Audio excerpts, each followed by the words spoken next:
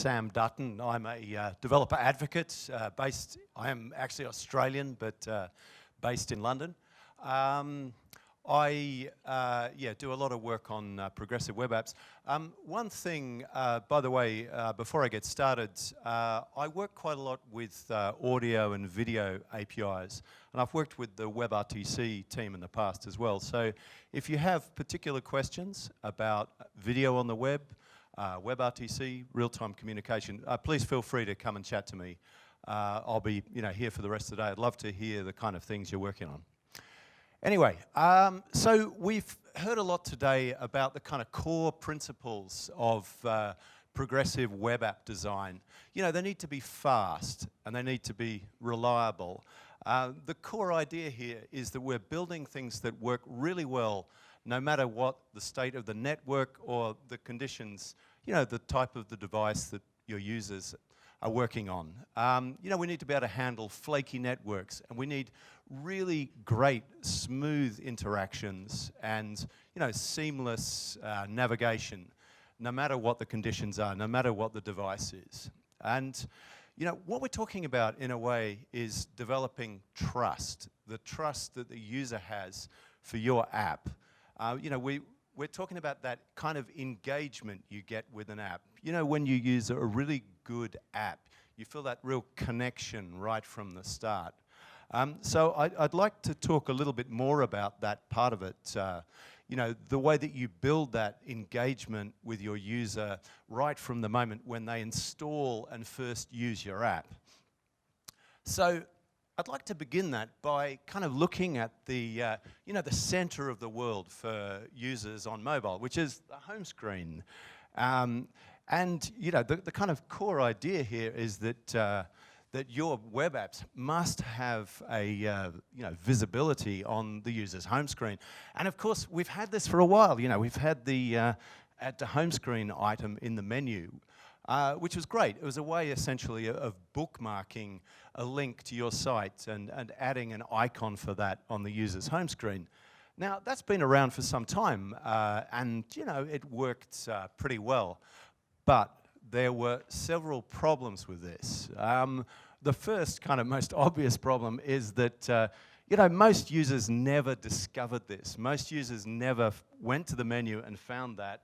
And what we found is that really only a very small number of users actually used the menu item. It's buried. People don't find it. Secondly, it functions as a way of adding a bookmark to a page. So if the user is on a page deep within your site and they select Add to Home Screen, well, that adds a link to that page. Whereas, you probably want your users to start, with the index page for the site. The third problem that we've had with the kind of old-fashioned Add to Home Screen is simply that when users see an icon on their home screen, they expect that app to work offline. And when you add your icon to the user's home screen, you're kind of making a contract with the user that when they click on that icon, when they tap that icon, that something will happen, even when they're offline. So, the first way that we've improved this is through the web app manifest. People in the room here, could you put up your hand if you use a web app manifest on your site? Does anyone use a web app manifest? That's pretty good. Okay, that's good. This is a really, really simple way to give the browser information about your site. This, if you do nothing else, this can take you like 5 minutes to add this to your site and give the browser better information about, how to work with your site. So it's really straightforward. You create a manifest file, which is a kind of simple JSON that describes your app, and then you add a link to that manifest in the head element of your document, of the HTML file. If we look at the kind of details here, you'll see, for example, we have a short name there, which corresponds to the name up here that's displayed on the home screen. And then we have some values for icons. This gives you the ability to add icons for different screens. So in this example, you could just see the one that's 48 by 48 pixels. But you can add icons that work on different viewport sizes. So different devices like tablets or whatever.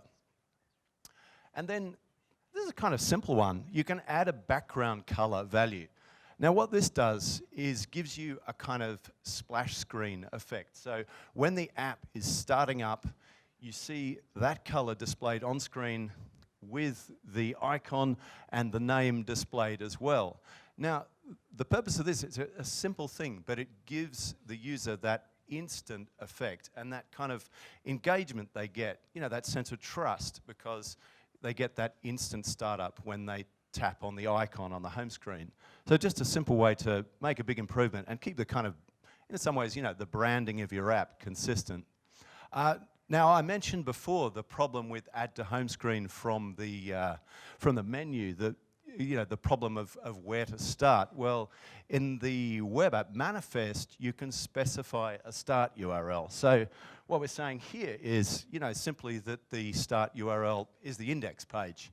A little thing you can do with that, by the way, is that you could add a hash, a fragment, that would specify that, you know, for analytics, that the user started at an address which came from, you know, tapping on the icon on the home screen. So you could add something like, I don't know, like hash UMA source equal home screen, something like that. Just a simple way to check how many of your users are actually getting to your app via the home screen. The other thing you'll see here is display standalone. What that means is that the web app will have an appearance very like an app. If you have display browser, for example, the app will have much more of the browser UI and UX components, so they'll have the ability to navigate as if they were on a web page. The last one here, kind of straightforward, is the orientation that the app will start at. If you think about, for example, like you built a keyboard app, you would always want that to start up in landscape, and it would be confusing to the user if it didn't start up like that. So, you know, in this case it's portrait, but for that keyboard app, you'd make that landscape, and that would, you know, make much more sense to the user than if, you know, it tried to start up the keyboard in portrait mode. The theme color defines how the app is displayed in things like the app launcher on the, you know, by the system. And in this case, you know, it's black to suit the branding, in this case, of the Washington Post. Again, another simple way to kind of keep that, I don't know, app-like experience without, you know, without much effort at all. That's just really easy. Okay, so this is all good stuff. It gives the user a more consistent experience, allows you to add that kind of branding and instant startup. But, you know, we still had this problem where users had to install by going to a menu, and, you know, that just wasn't happening. So what the browser vendors realized was it would be better if there was an automated prompt for the user to install. If the browser, you know, understood that the user was engaged with your app. Now, there are some conditions for this, of course. It doesn't just happen immediately. Firstly, like I said, when you have an icon on the home screen, it's like a contract that the app will work offline. So the first condition to get a prompt from the browser to install to home screen is your app must use Service Worker. That's crucial because there is no other way that you could be providing a good offline experience unless there was Service Worker implemented. Secondly, the app has to have a manifest, so you get this kind of consistent experience like I was describing before. And the third part of this depends on the browser, depends on different rules, heuristics, but essentially the idea is that the user must show signs of engagement with your app. So that they've been, for example, using the app several times over a certain amount of time. So when those three conditions are met, the browser will prompt the user to install your app to home screen. By the way, I won't go into the details here, but you can catch the prompt event and then defer that to another time, or for example, do something like add a button to your site, to install this app to home screen. So you have some control at that point over how the user is prompted to install the home screen. Now, you might think, well, why don't we just give all this control to developers? Like I say, the crucial part of this is it must not be kind of spammy. It must feel like, a high-quality experience. It must be something that the user trusts. In other words, like I say, an app must work offline. You must get this consistent experience when the user taps on the home screen icon. And of course, if we allowed developers to pop the prompt to install button immediately that the user got to a website, that's really frustrating. Those websites you go to, and as soon as you go to the website, you get something popping up saying, install our app, or buy this, or, do something. Users need to show signs of engagement before it's a good time to prompt them to install. So that's a great way to start, engaging your users, just simply by having that presence on the home screen and also having a really good install and startup experience. Now, I want to talk a bit more about how you can build on engagement with users and re-engage with users using something called push notifications. We've had some kind of push notifications for many years, various kinds of hacks, or I don't know, using techniques with like long polling or whatever to be able to push content to users. But the nice thing is we now have a standardized API for doing push, and the best part of this is that the browser does not need to be open for a push message to be received. In other words, you can send a push message to a user if they don't even have the browser open.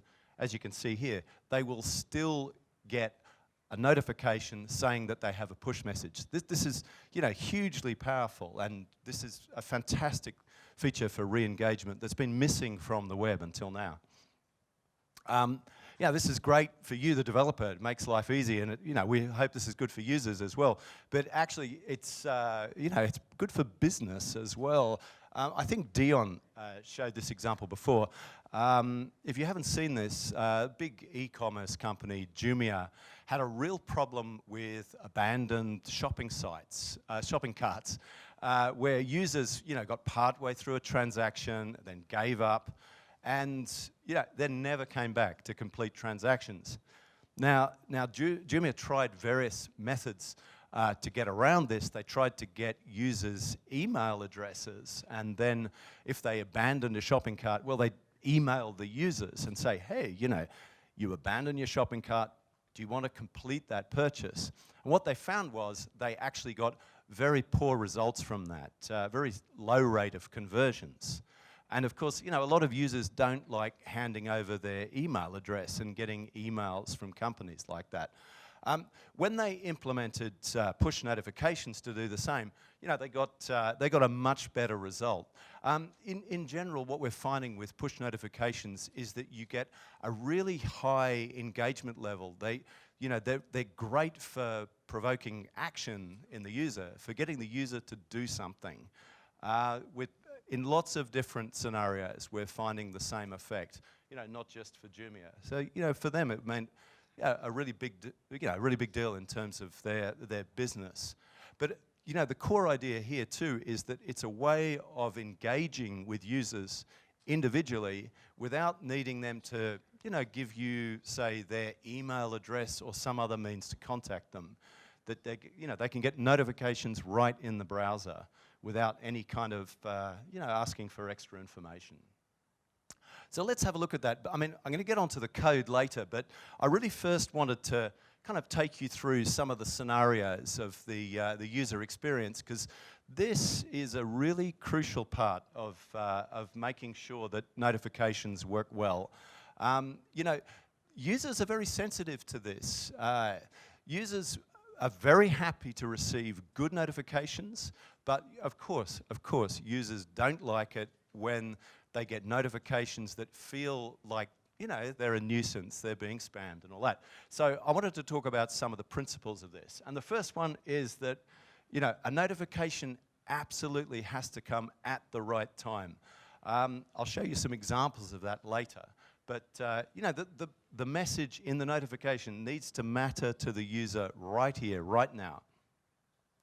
Secondly, what you want is for a notification to be specific. I'll show examples of this, but you want specific information in the notification. You know, not something vague or general, but a specific action that the user can take or specific information that's useful to the user right now.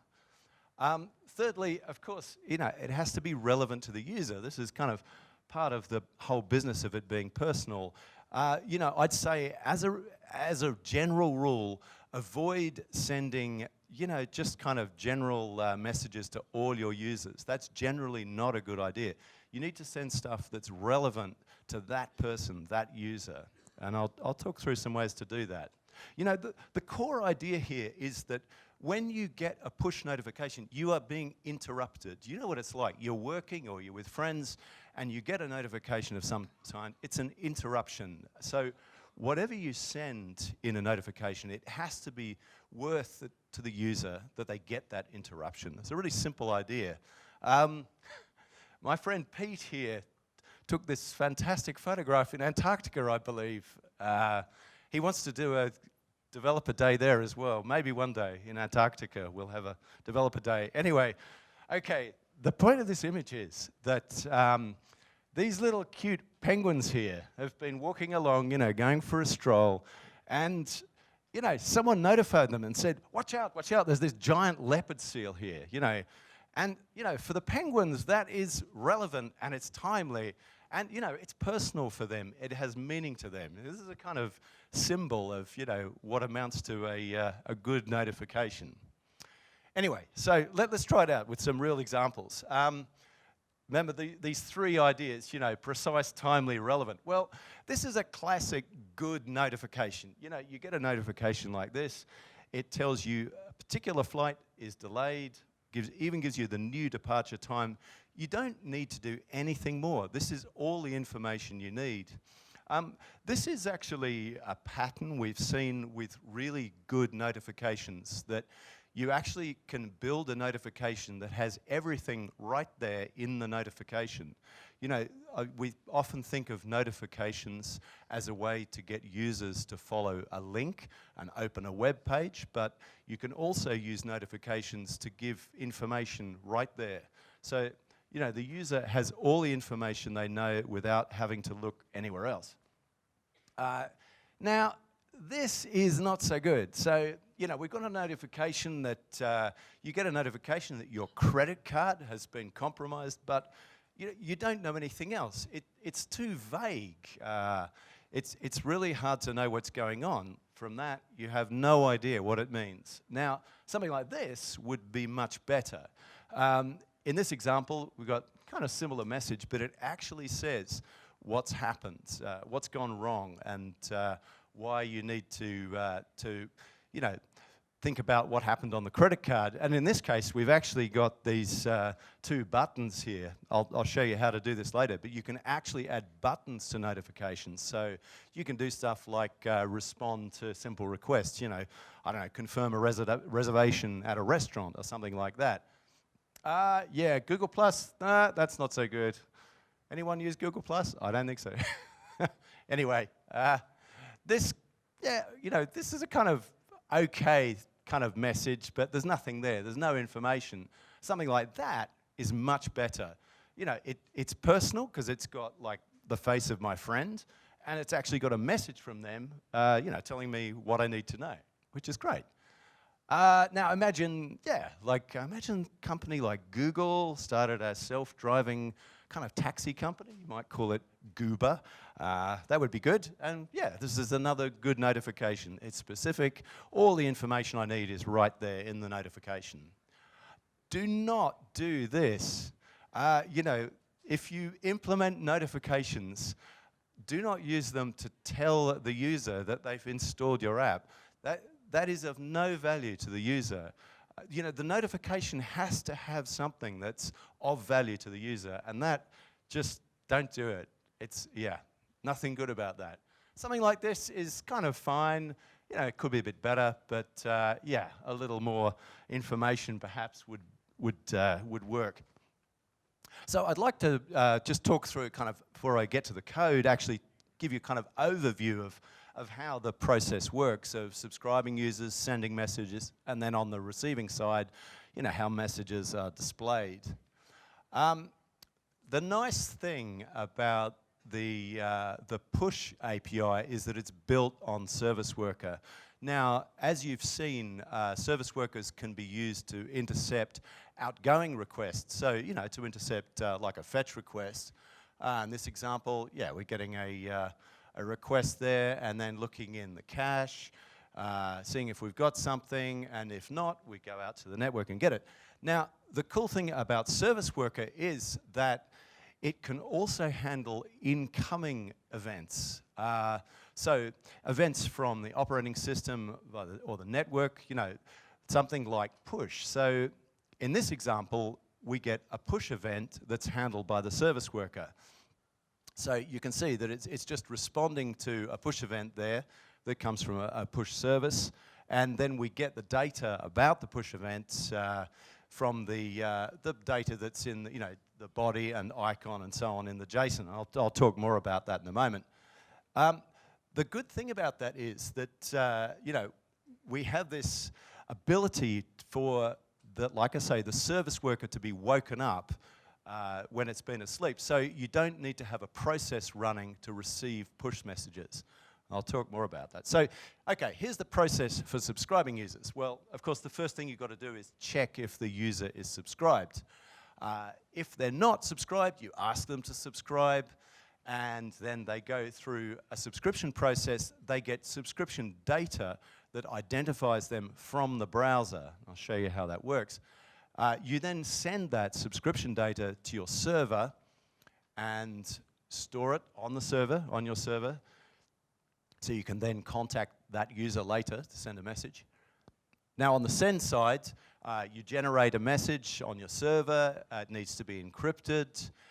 You send then to the push service, and the push service associated with the browser then sends that message to the user. And then on the browser side, we handle the incoming message.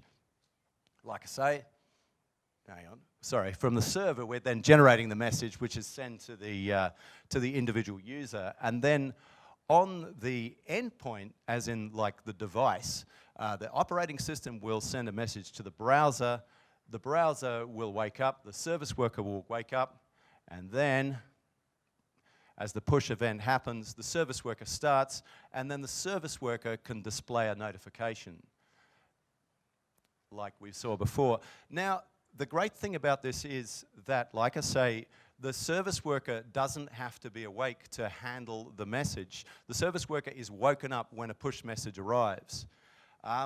So just to give you a picture of the whole setup again. So for each browser, the browser has its own push service. So when you want to send a message to the user, you send a request to the push service with information that identifies the user. Then the push service sends the message to the user, and the endpoint then wakes up the service worker, and a notification can be displayed. So this might sound a little kind of unwebby, because, you know, this idea that we have a different push service for each browser. What's nice is that this has been standardized with something called the Web Push Protocol. What this means is that no matter what push service the browser uses, you write the same code, the same JavaScript on the client side, the same code on the server side, to be able to send and handle messages. This is really nice, because I don't know if people... Has anyone in the past used push notifications? Has anyone built push notifications in their apps? Okay, a few people. I mean, people may have noticed before you had to set up individual IDs and so on to use push notifications. Well, the nice thing now is that push notifications work the same way in every browser. And what that means is, you know, as you may know, push is not supported by iOS yet, like Safari running on iOS. But when it is, your code will work on iOS exactly as it will now on browsers running on Android, which is great. So we also need to authenticate the transactions, the communication between the user and your server, and between your server and the user, yeah? You need to be able to trust that a request for a subscription comes from the user that you think it does. And the other way around, the user must be able to trust that a message received is actually from the site that they think they're getting the message from. Now, the protocol we have for this is called Vapid. I won't go into the details particularly, but the core idea here is that the communication between the user and your web service is authenticated, and the communication between your web server via the push service to the user is authenticated. So the user can trust you, and you can trust the user. This is absolutely crucial. You know, you can do a lot of this work to kind of set up push messaging yourself. What I would say is that have a look at our libraries for web push. You know, these are maintained by the Chrome team. They're really well written, and you know, even if you're rolling your own push messaging service, I would recommend that you use these libraries. It's just like, for example, using like a server using Node. It's a really, really straightforward way to generate and send messages, just using the library. And we have code labs for that as well, so you can try that out. So, I just want to run through the actual code for this, beginning by talking about like subscribing and unsubscribing. So, the first thing you need to do, you know, this is a progressive web app, so we need to actually check that service worker is implemented by seeing if we can see that in Navigator. And then once the service worker is registered successfully, we can then get at the Push Manager API. Now, the Push Manager API is what we use to manage subscription data. And in this example, we're getting a subscription. So that subscription object, like this bit, is what has the information about the identity of the end user, yeah? That's the data that enables you, your web server, to be able to send a message to the right user. And I'll show you how we go on with that later. So if we need to subscribe the user, if they haven't subscribed already, it's a kind of similar process. We get the service worker registration, and then we subscribe the user. Now, you'll see a couple of options here. The first one here, user visible only true. This is really crucial. If you're receiving push messages in your application, you must show a notification. You know, this is not an API. This is not a way to push data. This is specifically an API for sending messages to be displayed in notifications. If you don't show a notification when you receive a push message, you know, pop a notification from your service worker, the system, the browser, will pop up a dialog, you know, saying that it received a notification. The idea of this is that otherwise it would be possible for a malicious site to just continually send, you know, thousands of messages to the end user. And that's just a simple way to stop that. The application server key has encryption data for, like I say, making sure that the communication is authenticated all the way from the user to your web server and via the push service back to the user. And in this example, it shows that then once we've got the subscription object, what we're doing in this case is calling a function that then would actually send the subscription data to your server. And in other words, that's the identifying data for the user that you would send to your server that enables you then to send a message to that particular user. What's called the endpoint data. And then, yeah, obviously in all of this, we just have console logs here, but make sure if you're implementing push notifications that you work well with UI and UX to ensure that the user understands when they subscribed and when that's happened successfully. So let's look at that in a little more detail. Like I said, this subscription object is what identifies the user. This is what you save on your server so that when you make a request to the push service to send the user a message, that you have some way of identifying which user it is you're talking about. So that's that bit at the top there. This represents the push service, and this bit here is identifier for the individual user. And then we've got the keys to ensure that that process is secure. A little diversion here about user experience. It's really important that, like add to home screen, that you choose the right moment to prompt a user if they would like to receive push messages. Now, what we have seen in some apps is that as soon as you go to the website, you get a message, a dialogue popped up, would you like to subscribe to push messages? In general, that is not a good time. You need to wait until a user is showing signs of engagement before you actually prompt them if they would like to receive push messaging. Alternatively, you can just let them do that interactively. I'll show an example of that. If you do pop up a prompt to receive push messages, make sure it's really clear what's going on. Make sure that the user understands what they're being asked and what the process is. A really nice example of people who are doing a really good job of prompting for push notifications is the Weather Channel. What they have is a very clear UI, UX for subscribing to push notifications.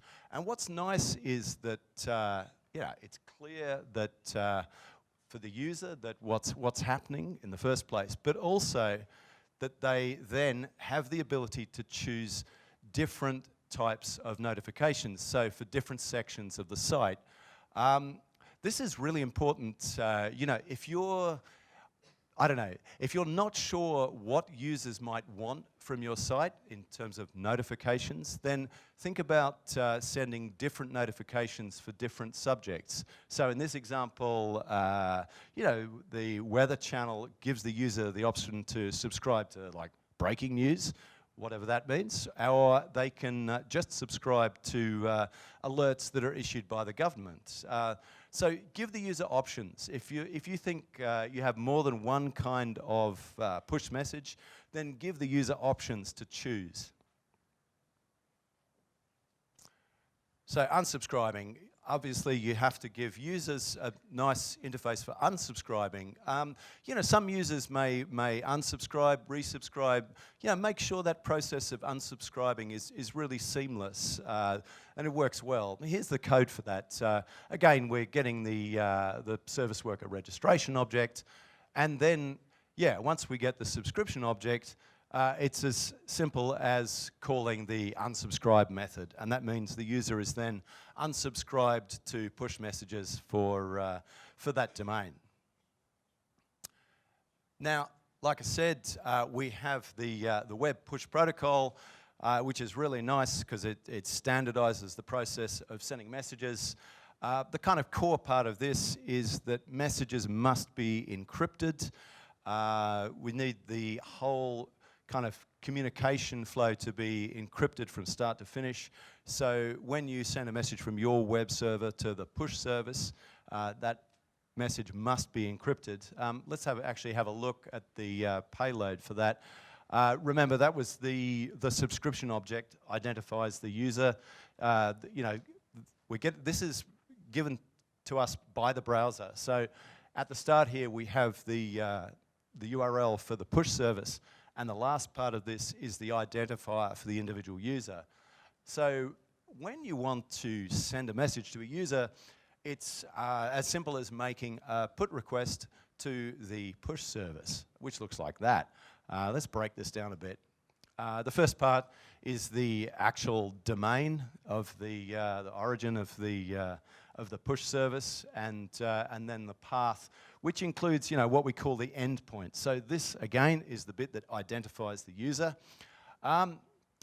Did anyone see this last? This was crazy. Like I think last year, like there was a video of a shark eating through an internet cable. Unbelievable. I think in Vietnam. It was incredible, just destroying an internet cable. Anyway, the point of this is that you cannot rely on your user being online. So what we have in the payload, or the headers rather, for the request to the push service is a time to live, TTL, time to live. What this one specifies is for the push service to keep trying for 120 seconds to send a message to the end user. Now, if you think about it, there are some messages which have to be received immediately. If they're not received within, say 1 minute, then they are irrelevant. There are other messages that, might be valid to send for several hours. So, that TTL value is really handy for sending different types of messages. Like I say, it is the number of seconds that the push service will keep trying to send a message to the end user. And then we've got some other kind of necessary headers there for content type and encoding, and encryption values, and the authorization value. And like I say, we have this exchange of keys so that we can be sure that the user is who we think they are, and for the user's point of view, that they're receiving, the message, the actual message that you sent, and from the site that they think they're getting that message from. And then, we have an authorization header there as well. And this last bit is meant to represent the actual encrypted payload. The cool thing is now, just to repeat that you can send a payload in a notification. At the very start of this, it wasn't actually possible to send a payload. All you could do was notify the end user that there was a notification. But just to be clear, it's now possible to send a payload. And I'll talk a bit more about that now. Like I say, check out the web push libraries, because this is much the easiest way to send push messaging from your server. We'll have some URLs at the end too that we'll share with you. So on the incoming side, this is pretty straightforward. You're in the service worker, you're listening out for a message. Like I say, the browser doesn't even have to be opening. The system will wake up the browser, will wake up the service worker, and the service worker will get a push event. And then from the push event, just look at the data, get the JSON from that. And in this case, showing like a simple notification with a title, some body text, the icon data, and then this last part, the tag value. Now, what this does is allows you to send multiple notifications on the same subject. What that means is that the browser will not pop up different notifications. It won't keep popping up new notifications. It will understand that you're sending, maybe a different message, but using the same notification. So it's just a way, in a sense, of grouping, notifications to avoid sending, push messages that result in more and more and more notification dialogues. Here's an example of a pattern we're seeing a lot now. Like I say, one of the nice things about push notifications is that you can actually get the whole experience for the user in the notification. No need to go to a web page, no need to,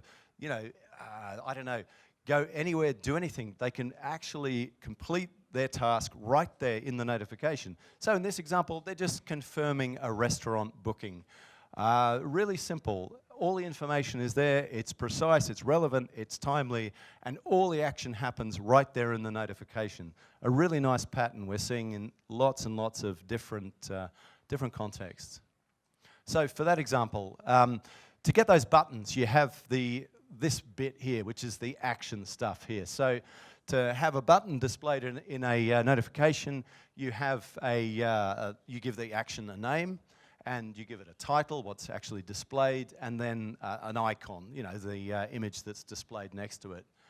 And then I'll show you how that works. So once the user actually clicks on the notification, you'll get a notification click event that you can handle, and then you listen out for the event and then check the name of the action, or the action rather, and in this case we're looking for one called like, and then, you know, acting accordingly. So we can make a fetch request that shows that that user clicked on a like button. Or we could do some other stuff too, like we could, I don't know, open a window or lots of other actions. So, you know, I think these notifications are really, really powerful. The kind of core idea is that we're seeing, like, users are very active in response to notifications. They are a great way of keeping this connection, building this engagement with users without, you know, if you get it right, without being intrusive. You know, there are lots of great things we're seeing. We're really interested to see what you do with push notifications. Really interesting stuff that people are doing with that. You know, maybe not what we've expected. We have a lot of more information online. Please take a look at this stuff. There's a stack of stuff on our Web Fundamentals site about push notifications. A lot of information there. And we're regularly writing updates as well as kind of changes come in and new features are built, and we see more implementations. Yeah, like I say, really looking forward to what you make of push notifications. Like I say, we would love to hear from you. So, you know, thank you very much. And if you're doing something great with push notifications, please email me. If you have questions, come and talk to us. You know, we'd love to find out more about what people are doing with push notifications and what, if you're coming up against problems as well. So, thank you.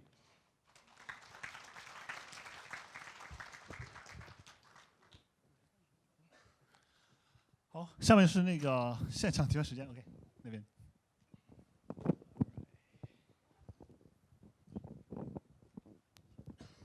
Hi, in my opinion, the PWA want to improve user experience at mobile, at web in the Chrome.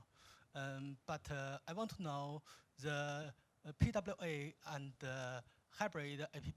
Can you compare the between two things? And when the first question, and the second question is when user responds the push notification, can I call the Android native notification, or can I call Android telephone?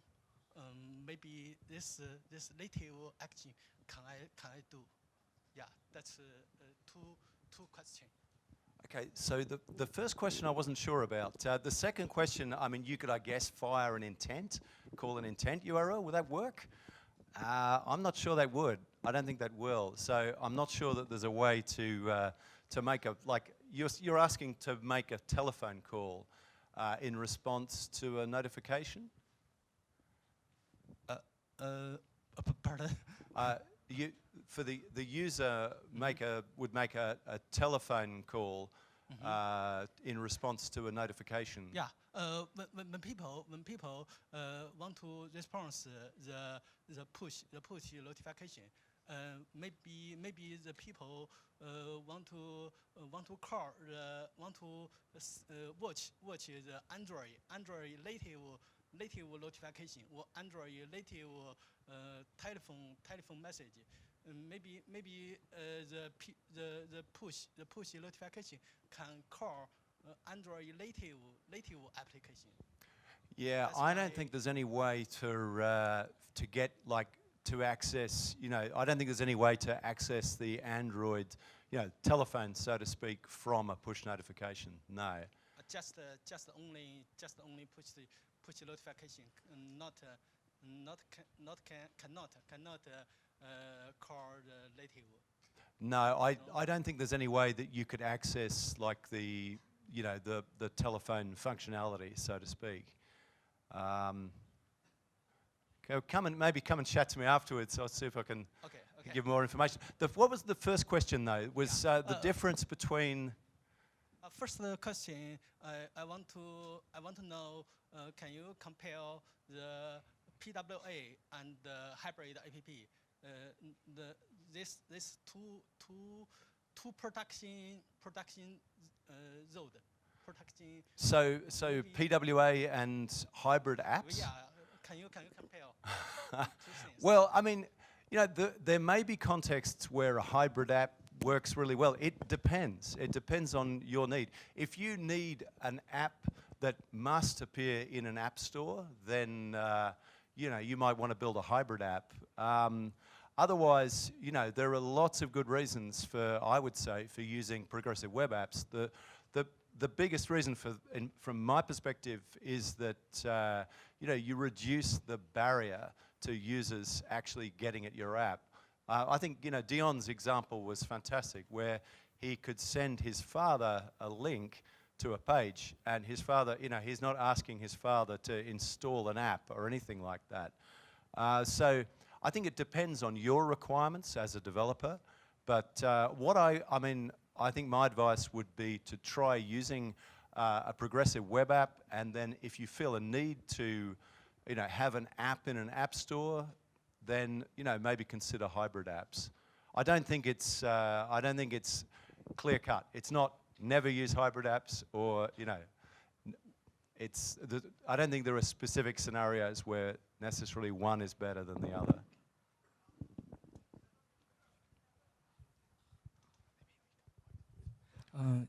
I have a little question. Will the manifest setting affect my caching strategy? So if I installed my website on the desktop and I update my resources or assets, will the icon refresh or renew the data? Okay. No. Yeah, at the moment, no. But I believe there's some work to fix that. You mean if you update the icon, you want the home screen icon to be updated? At the moment, no. But we want to see that in future. Oh, thank you. Yeah, that's a really good point, because it's crucial. If your brand changes and so on. Yeah. Will Android WebView plan to support push service? Sorry, say that again. Will Android WebView plan to support push service? So how does not good? I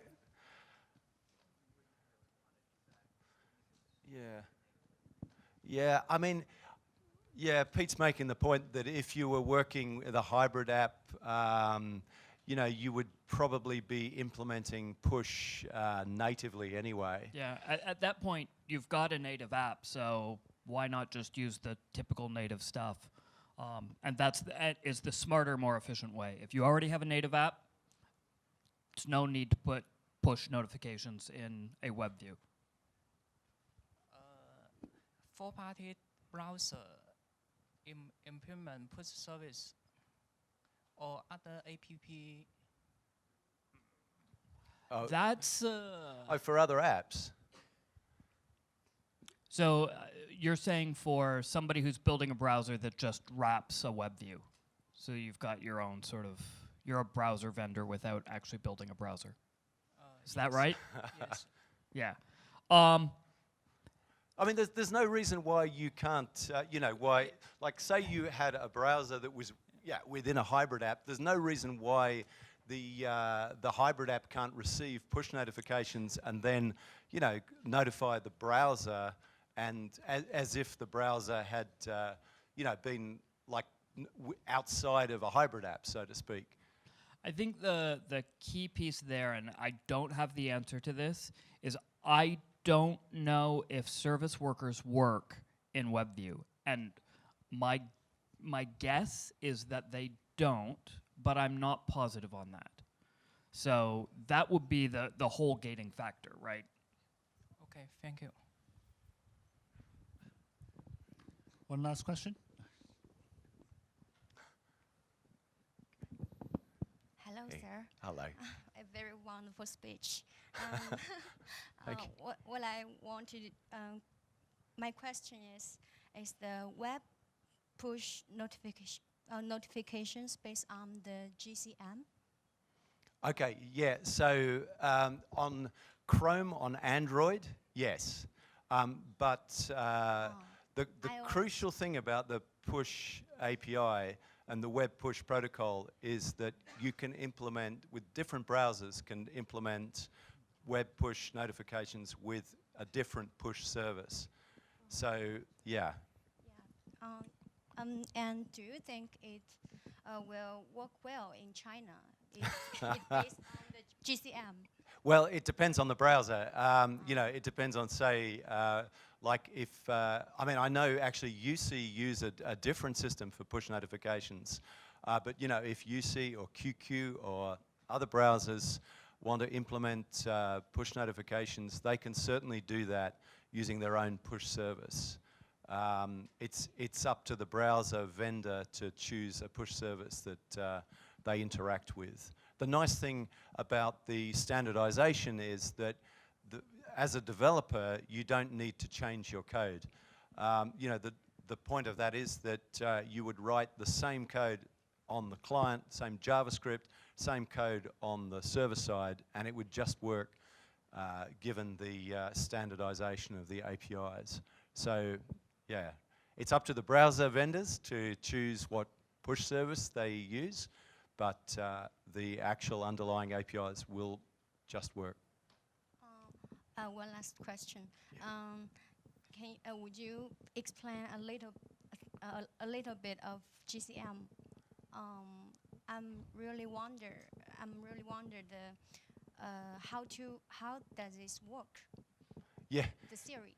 Yeah. So, well, I mean, the core idea is that you know, I don't know the real detail of how it works, but the core concept is that there is the minimal possible traffic between the push service and the endpoint.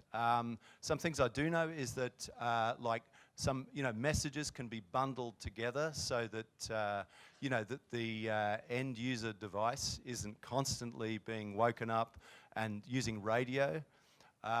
So yeah, services like GCM, running with Android use a lot of clever algorithms to make sure that there's the minimal traffic between the two sockets, so to speak, between the service and the end user, the operating system on the device.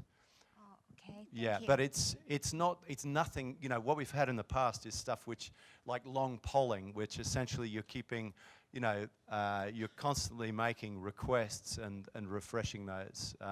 The nice thing about push messaging like this, standardized, is that it uses the underlying, operating system features to kind of, minimize the battery, CPU, memory usage. Yeah, Yeah. thank you. Thank you very much. Yeah. Okay. Thanks, Sam. Okay, thank you.